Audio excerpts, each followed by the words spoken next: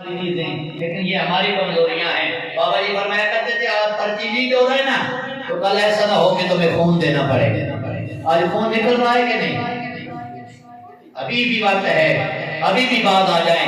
ہم چاہتے ہیں ملک پاکستان میں میرے نبی کا نظام قائم ہو، نظام مصطفیٰ قائم ہو۔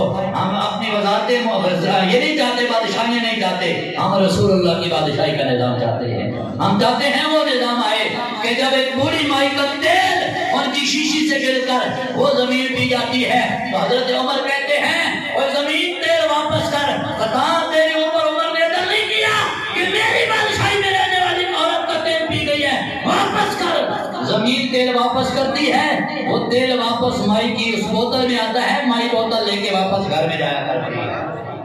ہم چاہتے ہیں حضور کی تخت شاہی پہ، وہ پاکستان کی ملکی شاہی پر وہ حضور کا نظام قائم ہو، اور انشاءاللہ وہ وقت دور نہیں ہے، میرے ان شہیدوں کا خون رنگ لائے گا، وزیر آباد کے خون اور شہیدوں کا خون رنگ لائے گا، یتیم خانہ چوک کے شہیدوں کا خون رنگ لائے گا، بابا جی کا تڑپنا رنگ لائے گا، حافظ سعد حسین رضوی کی مشقتیں برداشت کرنا، یہ انشاءاللہ میں کہتا ہوں انشاءاللہ اگر ہم نے نہ دیکھا، ہمارے آنے والی وہ نسلیں ضرور انقلاب لائیں گی۔